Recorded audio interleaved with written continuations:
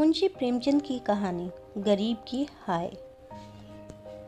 मुंशी रामसेवक बोहे चढ़ाए हुए घर से निकले और बोले, इस जीने से तो मरना भला है।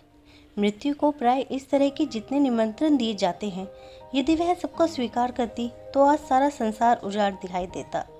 मुंशी रामसेवक चांदपुर गांव के एक बड़े रईस थे। रईसों के सभी गुण इनमें भरपूर थे। मानव चरित्र की दुर्बलताएं इनके जीवन का आधार थीं। वह नित्य मुंसिफी कचहरी में हाथे में एक नीम के पेड़ के नीचे कागजों का बस्ता खोल एक टूटी सी चौकी पर बैठ दिखाई देते थे। किसी ने कभी उन्हें किसी इजलास पर कानूनी बहस या मुकदमे की पैरवी करते नहीं देखा, परंतु उन्हें सब लोग मुख्तार साहब कहकर पुकारते थे। चाहे तूफान आए, पानी बरसे, ओले गिरे, पर मुख्तार साहब वहां से टस से मस ना होते। जब वह कचहरी चलते तो देहातियों के झुंड उनके साथ हो लेते। चारों ओर से उन पर विश्वास और आदर की दृष्टि पड़ती। सब में प्रसिद्ध था कि उनकी जीभ पर सरस्वती विराजती है। इसे वकालत का हो या मुख्तारी, परंतु यह केवल कुल मर्यादा की प्रतिष्ठा का पालन था। आमदनी अधिक न होती थी। चांदी के सिक्कों की तो चर्चा ही क्या, कभी कभी तांबे के सिक्के भी निर्भय उनके पास आने से हिचकते थे। मुंशी जी की कानूनदानी में कोई संदेह न था, परंतु पास के बखेड़े ने उन्हें विवश कर दिया था। खैर, जो हो, उनका यह पेशा केवल प्रतिष्ठा पालन के निमित्त था, नहीं तो उनके निर्वाह का मुख्य साधन आसपास की अनाथ पर खाने पीने में सुखी विधवा और भोले भाले किंतु धनी वृद्धों की श्रद्धा थी। विधवाएं अपना रुपया उनके यहाँ अमानत रखती। बूढ़े अपने कपूतों के डर से अपना धन उन्हें सौंप देते, पर रुपया एक बार उनकी मुट्ठी में जाकर फिर निकलना भूल जाता था। वह जरूरत पड़ने पर कभी कभी कर्ज ले लेते। भला बिना कर्ज ले किसी का काम चल सकता है? भोर को सांझ के करार पर रुपया लेते, पर वह सांझ कभी ना आती थी। सारांश, मुंशी जी कर्ज लेकर देना सीखे नहीं थे, यह उनकी कुल प्रथा थी। यही सब मामले बहुधा मुंशी जी के सुख चैन में विघ्न डालते थे। कानून और अदालत से तो उन्हें कोई डर ना था। इस मैदान में उनका सामना करना पानी में मगर से लड़ना था। परंतु जब कोई दुष्ट उनसे भिड़ जाता, उनकी ईमानदारी पर संदेह करता और उनके मुंह पर बुरा भला कहने पर उतारू हो जाता, तब मुंशी जी के हृदय पर बड़ी चोट लगती। इस प्रकार की दुर्घटनाएं प्राय होती थी। हर जगह ऐसे ओछे लोग रहते हैं जिन्हें दूसरों को नीचा दिखाने में ही आनंद आता है। ऐसे लोगों का सहारा पाकर कभी कभी छोटे आदमी मुंशी जी के मुंह लग जाते थे, नहीं तो एक कुजन की इतनी मजाल नहीं थी कि आंगन में जाकर उन्हें बुरा भला कहे। मुंशी जी उनके पुराने ग्राहक थे। बरसों तक उससे साग भाजी ली थी। यदि दाम ना दिया जाए तो कुजन को संतोष करना चाहिए था।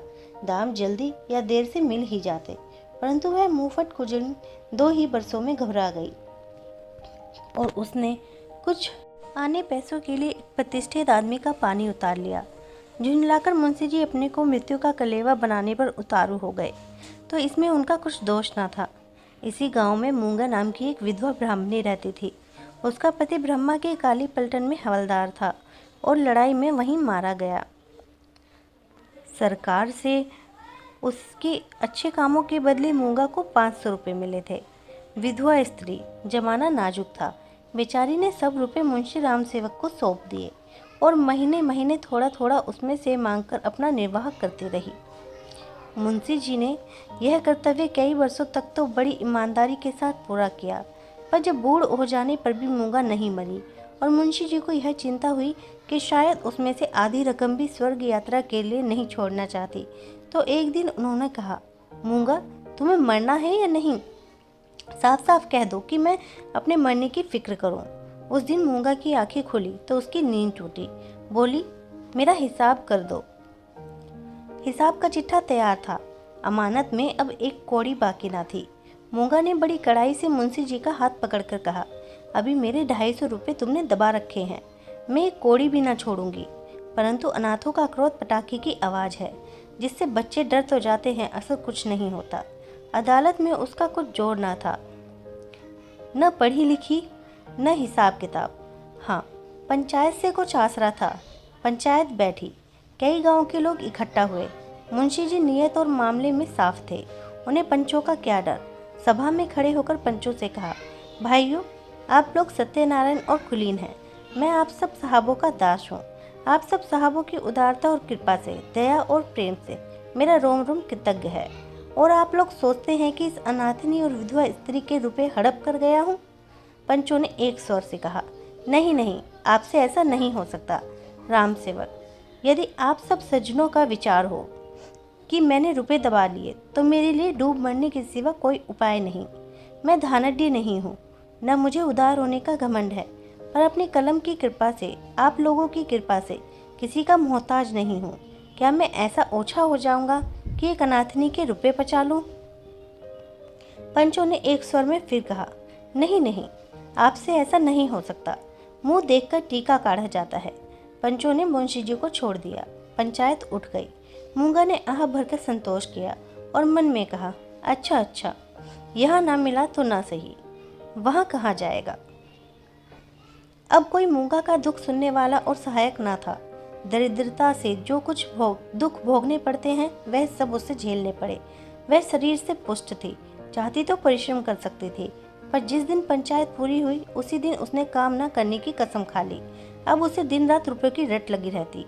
उठते बैठते सोते जागते उसे केवल एक काम था, और वह मुंशी राम सेवक का भला मनाना। अपने झोपड़े के दरवाजे पर बैठी हुई वह रात दिन उन्हें सच्चे मन से आशीषा करती।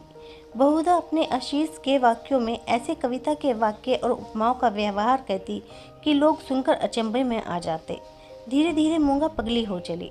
नंगे सिर नंगे शरीर, हाथ में एक कुल्हाड़ी लिए हुए सुनसान स्थानों में जा झोपड़ी के बदले अवह मरघट पर नदी के किनारे खंडहरों में घूमती दिखाई देती। बिखरी हुई लटे, लाल लाल आंखें, पागलों सा चेहरा, सूखे हुए हाथ पांव, इसका यह स्वरूप देखकर लोग डर जाते। अब कोई उसे हंसी में भी नहीं छेड़ता। यदि वह कभी गांव में निकल आती तो स्त्रियां घर के किवाड़ बंद कर लेती, पुरुष कतराकर इधर उधर से निकल जाते और बच्चे चीख मारकर भागते। यदि कोई लड़का भागता ना था तो वह मुंशी राम सेवक का सुपुत्र राम गुलाम था।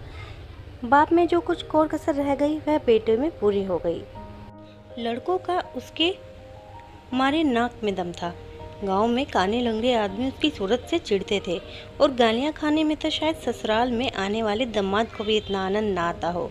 वह मूंगा के पीछे तालियां बजाता, कुत्तों को साथ लिए हुए उस समय तक रहता जब तक वह बेचारी तंग आकर गांव से निकल ना जाती। रुपया पैसा होशो हवास खोकर उसे पगली की पदवी मिले, और अब वह सचमुच पगली थी।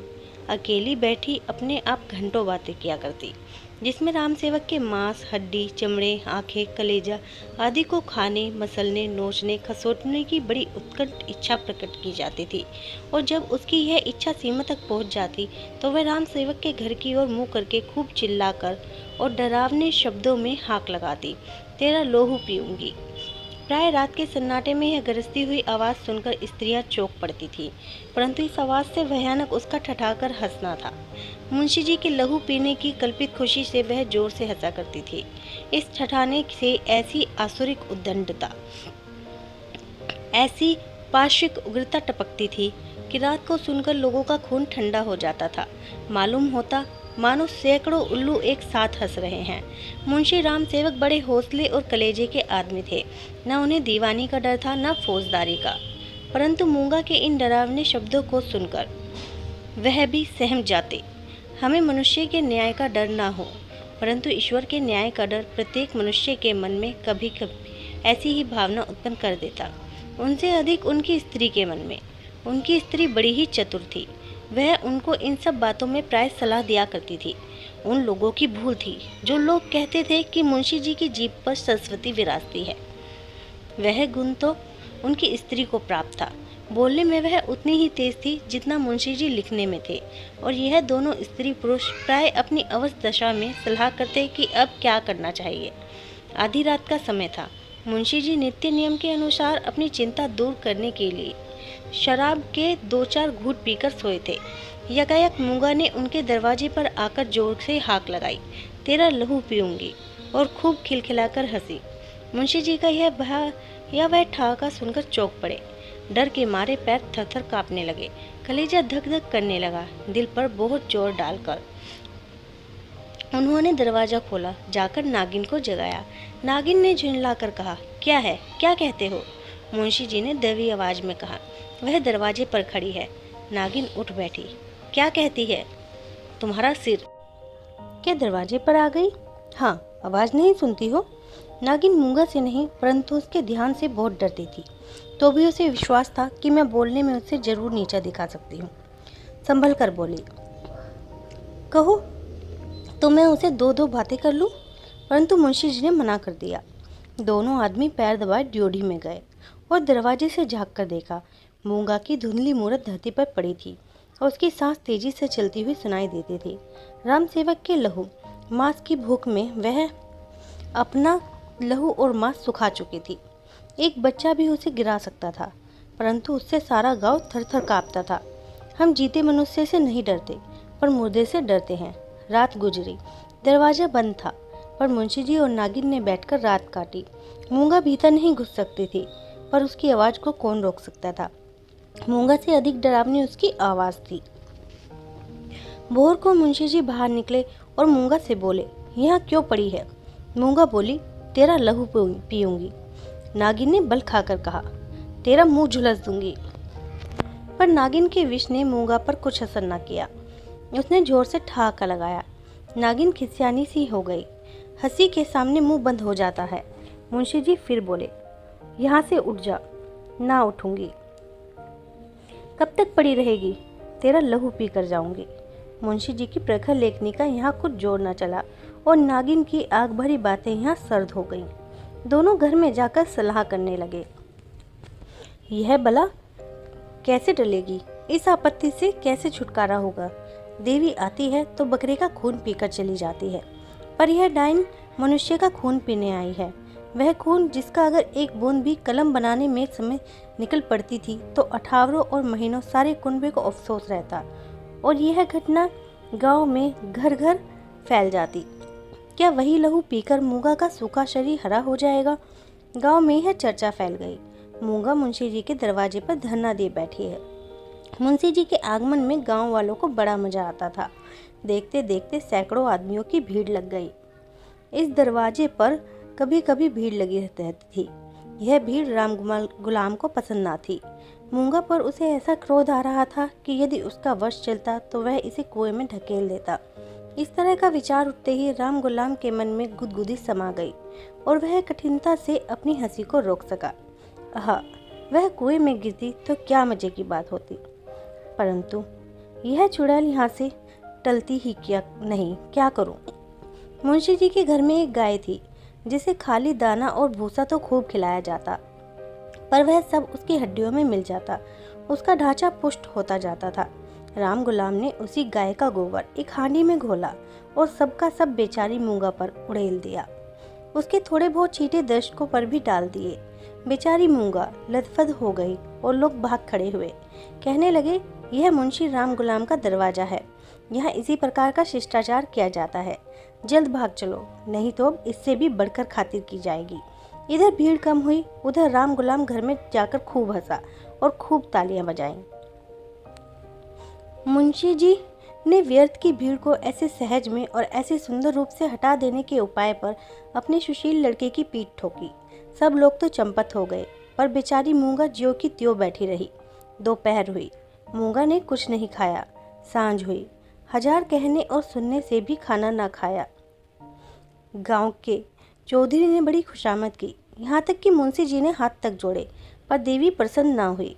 निदान मुंशी जी उठकर भीतर चले गए। वह कहते थे कि न रूठने वाले को भूख आप ही मना लिया करती है। मूंगा ने यह रात भी बिना दाना पानी के काट दी। लाला जी और लालाइन ने आज फिर जाग जाग कर भोर किया। आज मूंगा की गरज और हंसी बहुत कम सुनाई पड़ती।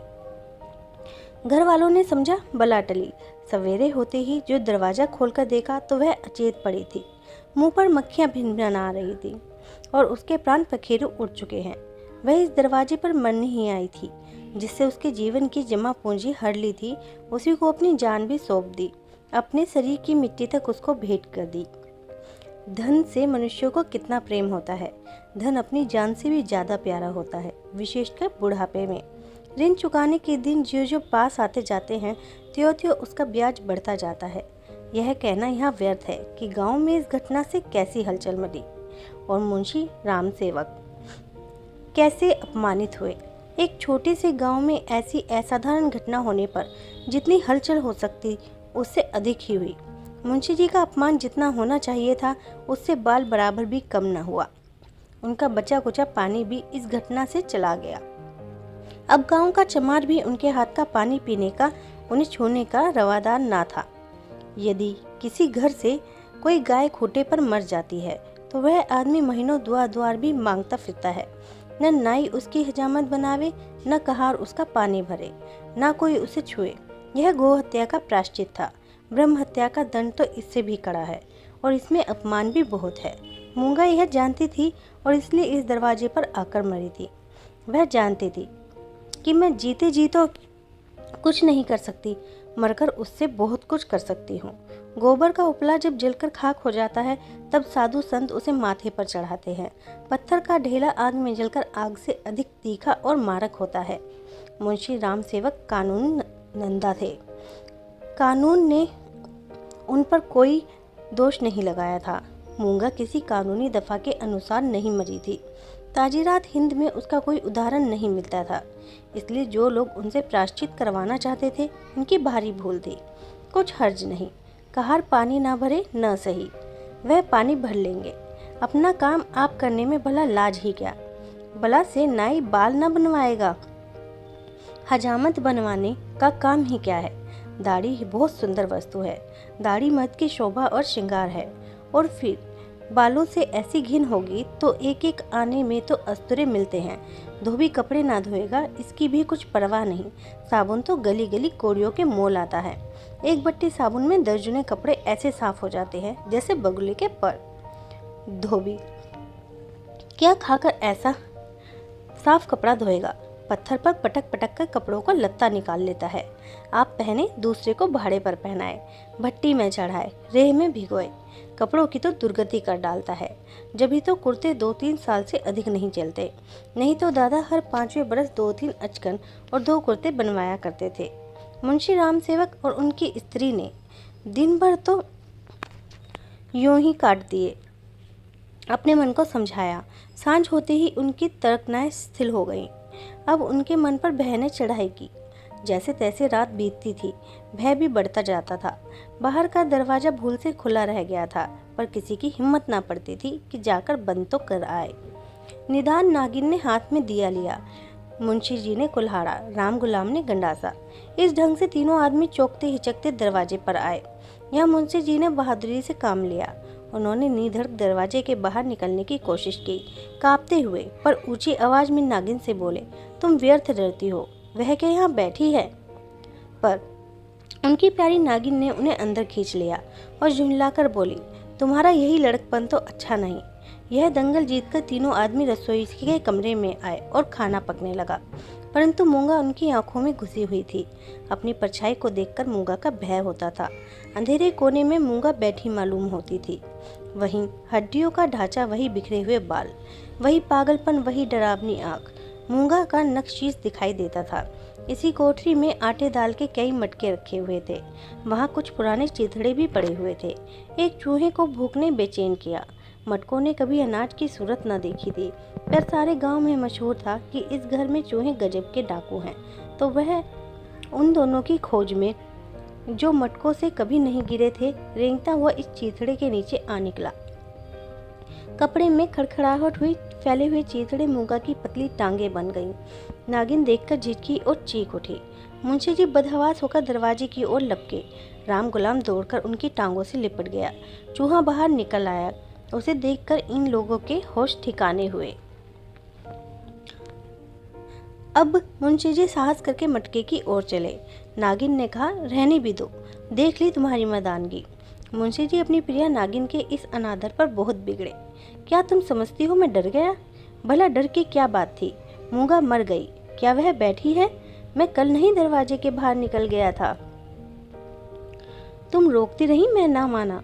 मुंशी जी की इस दलील ने नागिन को निरुत्तर कर दिया। कल दरवाजे के बाहर निकल जाना या निकलने की कोशिश करना साधारण काम ना था। जिसके साहस का ऐसा परिणाम मिल चुका हो, उसे डरपोक कौन कह सकता है? यह नागिन की हठ धर्मी थी। खाना खाकर तीनों आदमी सोने के कमरे में गए, परंतु मूंगा ने यहाँ भी पीछा ना छोड़ा। बातें करते थे, दिल को बहलाते थे। नागिन ने राजा हरदौल और रानी सारंधा की कहानियां कहीं। मुंशी जी ने फौजदारी के कई मुकदमों का हाल सुनाया, परंतु तो भी इन उपायों से भी मूंगा की मूर्ति उनके आंखों के सामने से ना हटती थी। जरा खटखटाहट होती, तीनों चौंक पड़ते। उधर पत्तियों में सनसनाहट हुई कि इधर तीनों के रोंगटे खड़े हो गए। रह रहकर एक धीमी आवाज धरती के भीतर से उनके कानों में आती थी, तेरा लहू पीऊंगी। आधी रात को नागिन नींद से चौंक पड़ी। वह इन दिनों गर्भवती थी। लाल लाल आंखों वाली, तेज और नुकीले दांतों वाली मूंगा उसकी छाती पर बैठी हुई जान पड़ती थी। नागिन चीख उठी, बावली की तरह आंगन में भाग आई और यकायक धरती पर चित गिर पड़ी। सारा शरीर पसीने पसीने हो गया। मुंशी जी भी उसकी चीख सुनकर चौंके, पर डर के मारे आंखें न खोली। अंधों की तरह दरवाजा टटोलते रहे। बहुत देर के बाद उन्हें दरवाजा मिला। आंगन में आए। नागिन जमीन पर पड़ी हाथ पांव पटक रही थी। उसे उठाकर भीतर लाए, पर रात भर उसने आंखें न खोली। भोर को अब बक बकने लगी। थोड़ी देर में ज्वर हो आया, बदन लाल तवासा हो गया। सांझ होते होते सन्नीपात हो गया और आधी रात के समय जब संसार में सन्नाटा छाया हुआ था, नागिन इस संसार से चल बसी। मूंगा के डर ने उसकी जान ली। जब तक मूंगा जीती रही, वह नागिन की फुफकार से सदा डरती रही। पगली होने पर भी उसने कभी नागिन का सामना नहीं किया, पर अपनी जान देकर उसने आज नागिन की जान ली। भय में बड़ी शक्ति है। मनुष्य हवा में एक गिरह भी नहीं लगा सकता, पर इसने हवा में एक संसार रच डाला है। रात बीत गई, दिन चढ़ता आता था, पर गांव का कोई आदमी नागिन की लाश उठाने को आता ना था। मुंशी जी घर घर घूमे, पर कोई न निकला। भला हत्यारे के दरवाजे पर कौन जाए, हत्यारे की लाश कौन उठाए। इस समय मुंशी जी का रोब दाब, उनकी प्रबल लेखनी का भय और उनकी कानूनी प्रतिभा एक भी काम न आई। चारों ओर से हारकर मुंशी जी फिर अपने घर आए। उन्हें यह अंधकार ही अंधकार दिखता था। दरवाजे तक तो आए, पर भीतर पैर नहीं रखा जाता था। न बाहर ही खड़े रह सकते थे। बाहर मूंगा थी, भीतर नागिन।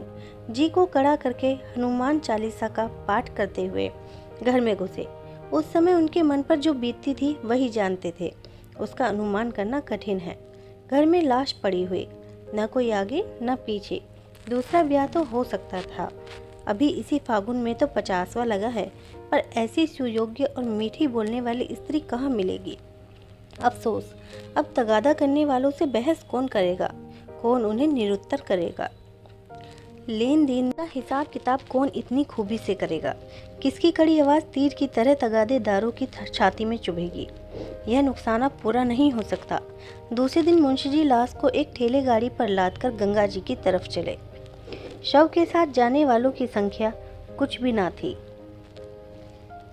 एक क्षण मुंशी जी, दूसरे उनके पुत्र रत्न राम गुलाम जी। इस बेइज्जती से मूंगा की लाश भी नहीं उठी थी।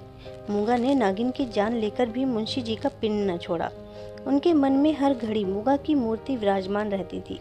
कहीं रहते उनका ध्यान इसी ओर रहा करता था। यदि दिल बहलाव का कोई उपाय होता तो शायद वह इतने बेचैन न होते। पर गांव का एक पुतली भी उनके दरवाजे की ओर न झांकता था। बेचारे अपने हाथों पानी भरते, आप ही बर्तन धोते। सोच और क्रोध, चिंता और भय, इतने शत्रुओं के सामने एक दिमाग कब तक ठहर सकता। विशेषकर वह दिमाग जो रोज रोज कानून की बहसों में खर्च हो जाता था। अकेले कैदी की तरह उनके 10-12 दिन तो ज्यों के त्यों कट गए। 14वें दिन मुंशी जी ने कपड़े बदले और बोरिया बस्ता लिए हुए कचहरी चले। आज उनका चेहरा कुछ खिला हुआ था। जाते ही मेरे मुवक्किल मुझे घेर लेंगे, मेरी मातम पुरसी करेंगे। मैं आंसुओं की 2-4 बूंदें गिरा दूंगा, फिर बैनामों, रहनामों और सुहलनामों की भरमार हो जाएगी। मुट्ठी गर्म होगी। शाम को जरा नशे पानी का रंग जम जाएगा, जिसके छूट जाने से जी और भी उचाट हो रहा था। इन्हीं विचारों में मग्न मुंशी जी कचहरी पहुंचे, पर वहां रहनामों की भरमार और बोयनामों की बाढ़ और मुवक्किलों की चहल पहल के बदले निराशा की रेतीली भूमि नजर आई। बस्ता खोले, घंटे बैठे रहे, पर कोई नज़दीक भी ना आया। किसी ने इतना भी ना पूछा कि आप कैसे हैं। नए मुवक्किल तो खैर, बड़े बड़े पुराने मुवक्किल जिनका मुंशी जी से कई पीढ़ियों से सरोकार था, आज उनसे मुंह छिपाने लगे। वह नालायक और अनाड़ी रमजान जिसकी मुंशी जी हंसी उड़ाते थे, और जिसे शुद्ध लिखना भी नहीं आता था। गोपियों में कन्हैया बना हुआ था। वाह रे भाग्य! मुवक्किल यूँ मुँह फेर के चले जाते हैं मानो कभी की जान पहचान ही नहीं। दिन भर कचहरी की खाक छानने के बाद मुंशी जी अपने घर चले। निराशा और चिंता में डूबे हुए जो जो घर के निकट आते थे, मूंगा का चित्र सामने आ जाता था। यहाँ तक कि जब घर का द्वार खोला और दो कुत्ते, जिन्हें राम गुलाम ने बंद कर रखा था, झटपट बाहर निकले तो मुंशी जी के होश उड़ गए। एक चीख मारकर जमीन पर गिर पड़े। मनुष्य के मन और मस्तिष्क पर भय का जितना प्रभाव होता है, उतना किसी शक्ति का नहीं। प्रेम, चिंता, निराशा, हानि, यह सब मन को अवश्य दुखी करते हैं। यह हवा के हल्के झोंके हैं और भय प्रचंड आंधी है। मुंशी जी पर इसके बाद क्या बीती मालूम नहीं। कई दिनों तक लोगों ने उन्हें कचहरी जाते और वहां से मुरझाए हुए लौटते देखा। कचहरी जाना उनका कर्तव्य था और यद्यपि वहां मुवक्किलों का अकाल था, तो भी तगादे वालों से गला छुड़ाने और उनको भरोसा दिलाने के लिए अब यही एक लटका रह गया था। इसके बाद वह कई महीनों तक दिख न पड़े। बद्रीनाथ चले गए। एक दिन गांव में एक साधु आया, भभूत रमाए, लंबी लंबी जटाएं, हाथ में कमंडल। इसका चेहरा मुंशी राम सेवक से बहुत मिलता जुलता था। बोल चाल भी अधिक भेद ना था। वह एक पेड़ के नीचे धूनी रमाए बैठा रहा। उसी रात को मुंशी राम सेवक के घर धुआं उठा। फिर आग की ज्वाला दिखने लगी और आग भड़क उठी। गांव के सैकड़ों आदमी दौड़े, आग बुझाने के लिए नहीं, तमाशा देखने के लिए। एक गरीब की हाय में कितना प्रभाव है। राम गुलाम मुंशी जी के गायब हो जाने पर अपने मामा के यहाँ चला गया और वहाँ कुछ दिनों रहा, पर वहाँ उसकी चाल ढाल किसी को पसंद न आई। एक दिन उसने किसी को खेत में मूली नोची। उसने 2-4 धोल लगाए। उस पर वह इस तरह बिगड़ा कि जब उसके चने खलिहान में आए तो उसने आग लगा दी। सारा का सारा खलिहान जलकर खाक हो गया। हजारों रुपए का नुकसान हुआ। पुलिस ने तहकीकात की। राम गुलाम पकड़ा गया। इसी अपराध में वह चुनार के रिफॉर्मेटरी स्कूल में मौजूद है।